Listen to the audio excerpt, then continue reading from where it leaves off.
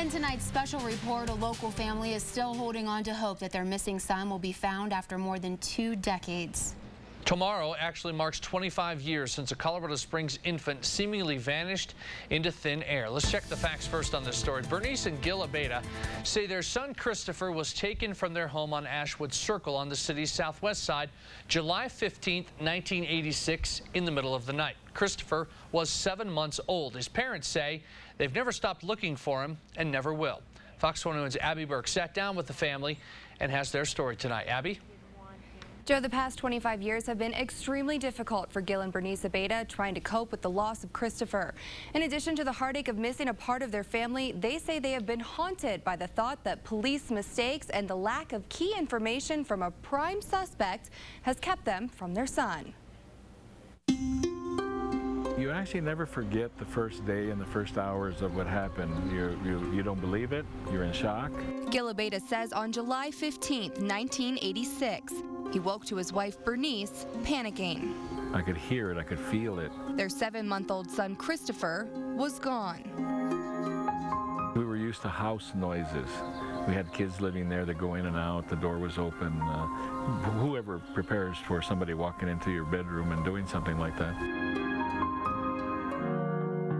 As the minutes turned into hours and then days, panic and desperation turned into questions. Who would do it? Why would they do it? Is he warm? Does he have his blankets? Does he, winter had come and you'd wonder about that. And the Colorado Springs police had questions of their own. Gil says his entire family underwent lie detector tests. Bernice took 2. In my opinion, she was the main suspect from the start. For what reason? None. As suspicion swirled around everyone close to Christopher, the Abeytas came up with their own suspect, Emma Bradshaw, who Gil admits to having an affair with. Why do you suspect her so much? Because she has the profile, the back history of everything fitting a kidnapper. Gil says he thinks Bradshaw wanted a lasting relationship with him, and Christopher got in the way. I wasn't going to abandon him, or I had no other plans, and so she knew that. She knew how I felt, and he became in the way. Have to get rid of him because he's going to affect my life, and I believe that was the reason that she went in and got him. Despite taking their concerns to the police, there was no hard evidence proving Bradshaw had anything to do with Christopher's disappearance. And rest assured, we have thoroughly interviewed Mrs. Bradshaw, and so we do not have probable cause to make an arrest. Has Emma Bradshaw been ruled out as a suspect? No one's, at this point in time, we're not ruling anybody out as a possible suspect because we don't know. But Gil still has his suspicions. In 25 years, our prime suspect, who we worked on, and we have a lot of information, and we gave a lot of this to the police department. She's been interviewed twice in her house. To make things worse, in 2006, the Colorado Springs police revealed that they accidentally destroyed thousands of pieces of evidence, including evidence in Christopher's case. Now, what police department does that?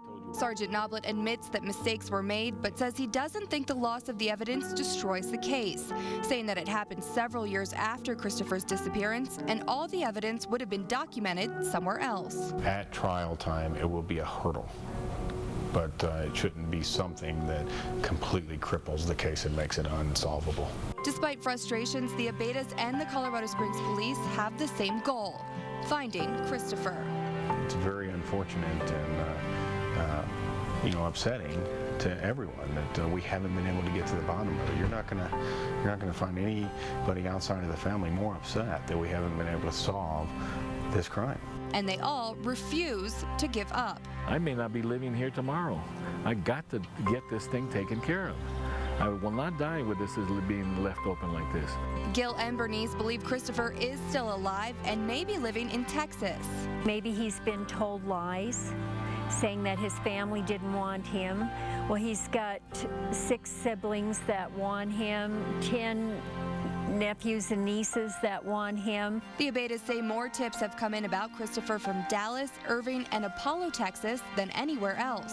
He would do so much for so many people by coming back, even the community. And and we love him very much and looking forward to seeing him. And I know he's got his own life, and that's okay. I won't step on your life. And now there is new hope for the Abeytas. The CSPD has given the National Center for Missing and Exploited Children permission to take a look at Christopher's case.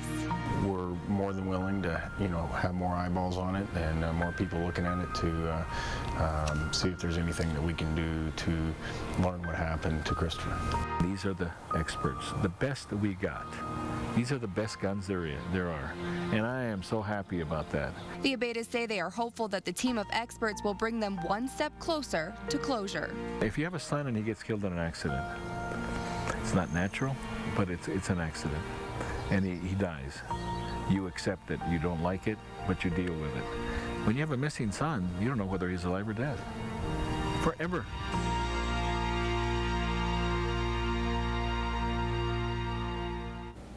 Now, the Abeytas have stopped at nothing to try to find Christopher, spending thousands of dollars and selling anything they could so they could hire their own private investigators and follow up leads by themselves. They say their biggest fear is that they will run out of time. We also called Emma Bradshaw several times over the past week for her side of the story, but she did not return our calls. Anyone with information about Christopher is asked to call 1-800-THE-LOST.